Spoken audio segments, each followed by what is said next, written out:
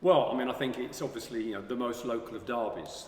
Both these clubs have played their first team matches at this ground for over 100 years, and so there's a very intense rivalry that's been built up over decades and decades. And certainly in the sort of 13 years that I've been here as at the club, it's become very obvious to me just how intense that rivalry is. So yeah, we're really looking forward to the game on Saturday.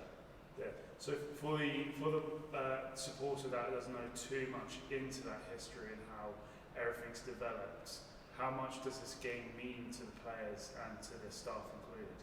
Well, I think it's when the fixtures come out at the beginning of the season for supporters and players. It's the date people are looking for. When is the first match against London Scottish from the Richmond side, and I'm sure it's from their side as well. I mean, the two clubs have shared this ground for training and for playing for many, many years.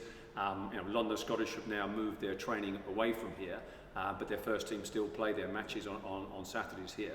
So yeah, there's a huge amount of competition between the two teams. Now we're in the same league.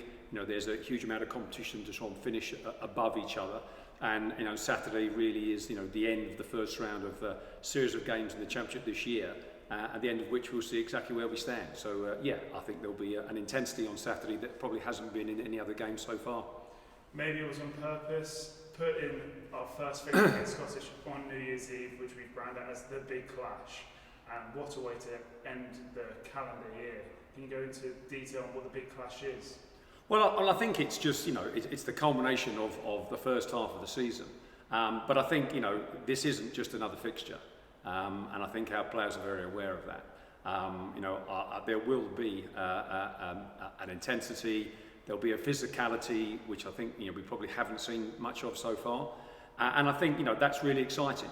I think players want to play in big games. I know there'll be one or two players who've missed out on selection who'll be very disappointed indeed. But I think very much we're sort of focusing on what we've got to do on Saturday to come out with the right result. Yep. And then looking into London Scottish's performances, they have built up into this game. Looking into the team, well, we're saying with the help of Harlequins, but how are we going to react to Scottish's momentum build into this weekend? Well, I think you're quite right. Over the last few games, their results have improved. That they picked up a good win against Caldy, and they only lost by a point up at Doncaster. And yeah, you're quite right. They've got a large number of dual registered players now into the side. But I think for us, the key thing is to focus on what we're about. We obviously have an eye on what they do. But in our training sessions this week and in our analysis, we're going to focus, very squarely on what we've got to do, what we've got to improve on since our last couple of performances. And I think, ultimately, we can control those sorts of areas. That's much more time better spent doing that than worrying too much about the opposition. Correct. And then from recent performance against Coventry, it's a really tough team away on the weekend that only a couple of games went on.